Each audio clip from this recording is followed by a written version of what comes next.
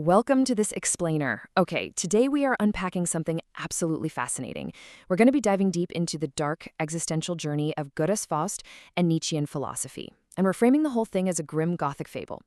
So if you've ever felt this restless urge that just kind of can't be satisfied by ordinary everyday life, you are going to love this.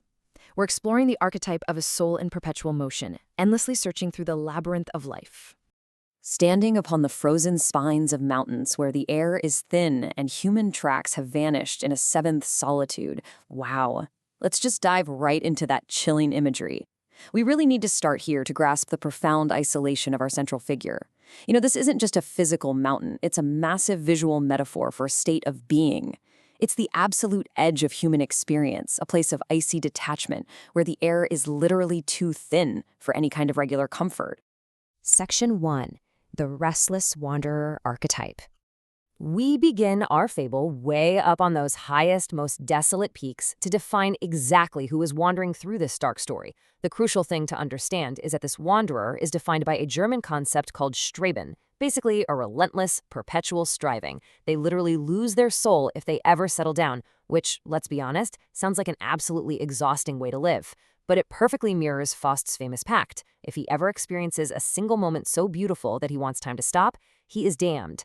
This is a highly aggressive, masculine wandering energy. It makes it fundamentally impossible for this figure to find a lasting satisfaction anywhere on Earth. The journey itself isn't a choice, it's an inherent necessity. Section 2. Isolation and the Void.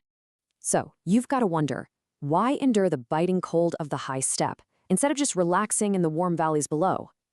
Well, our wanderer actively chooses the descent into what the sources call a silent vacuum. They deliberately reject the warm herd of society. They break away from the Valley of Scholars, meaning they totally refuse to be confined by stagnant intellectualism, or what the text called the dead syntax of historical concepts. Furthermore, they're out there shattering the tablets of inherited morality and unmasking traditional deities.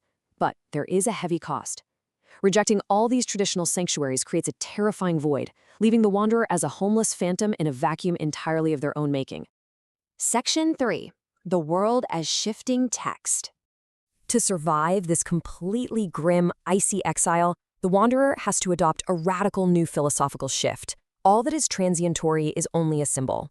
By taking on the role of a tragic philologist, which is someone who studies the historical evolution of language and texts, but applied to life itself, the wanderer completely changes their reality. They transmute the physical world into a symbolic landscape. So those massive mountains and deep valleys we talked about, they are no longer literal obstacles or earthly possessions. They become temporary markers in a giant, endlessly shifting manuscript. So, how does untangling this symbolic landscape actually work in practice? Well, notice how past errors, guilt, and exhaustion are no longer seen as permanent, literal failures. Instead, they become raw, poetic metaphors. Your earthly trials serve as etymological roots, origins of meaning that you have to dynamically untangle for your own spiritual evolution. Even the strict limits of being mortal are elevated into an aesthetic necessity. They provide the essential friction or resistance against which you can sculpt your own monumental, sovereign meaning. Think about how you read your own past for a second. Is it a rigid ledger of failure? Or can you, like the wanderer, repurpose your trials as a work of art?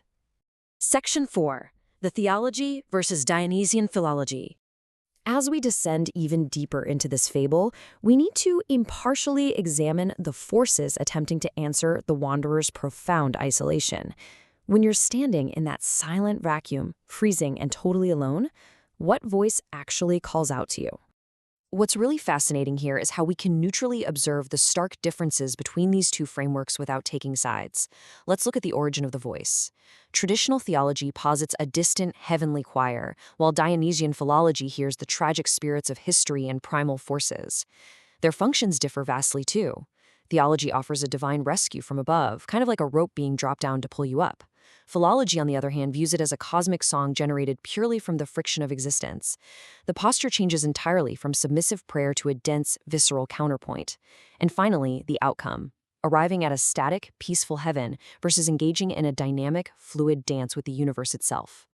Section 5. Defining the chorus mysticus.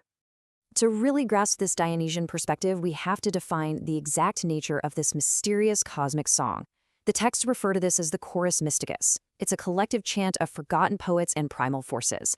and it serves as an aesthetic justification for the wanderer's suffering, actively transforming that terrifying silent void into a profound resonance. Instead of an escape rope dropped from the heavens to pull the wanderer out of the grim dark world, it is the raw friction of existence distilled into a visceral counterpoint. The suffering itself makes the music. Section 6. Affirmation and Eternal Recurrence. We have finally reached the climax of our dark journey, where icy exile melts into cosmic resolution. This is facilitated by what the texts call the eternal feminine. Let's walk through how this happens. First, balancing energies. That restless, aggressive, masculine wandering energy we discussed earlier is finally met and balanced by a receptive, unifying feminine principle. Second, creative gravity. The outsider is pulled inward, not out of some moral duty, but by a primordial magnetic force. And third, ultimate affirmation. The movement doesn't just halt, it transforms. The wanderer stops aggressively searching outward and becomes a self-contained work of art. And that brings us to eternal recurrence. The eternal feminine is described as the cosmic womb of eternal recurrence, a force that endlessly loves, destroys, and regenerates form. It is this exact concept of eternal recurrence that influences the wanderer to completely accept their fate without a single ounce of resentment. They realize that to affirm any single moment of their life, even the darkest, most isolated moments on those frozen peaks, they must joyously affirm the entire cycle of creation and destruction. The absolute overarching takeaway from this explainer is a stunning transformation. We started off in tragic, isolated homelessness on frozen mountain spines, looking at a soul completely detached from the world.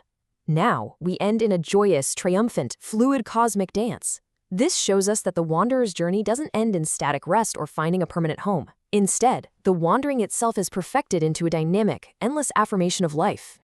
Which brings us to a final, pretty massive question for you. Will you view your earthly trials as a permanent ledger of guilt and failure, or will you act as the tragic philologist, untangling those trials as metaphors to join the fluid dance of the cosmic symphony? Something to think about. Thank you so much for joining me on this deep dive. Keep exploring the hidden depths of the texts and the world around you.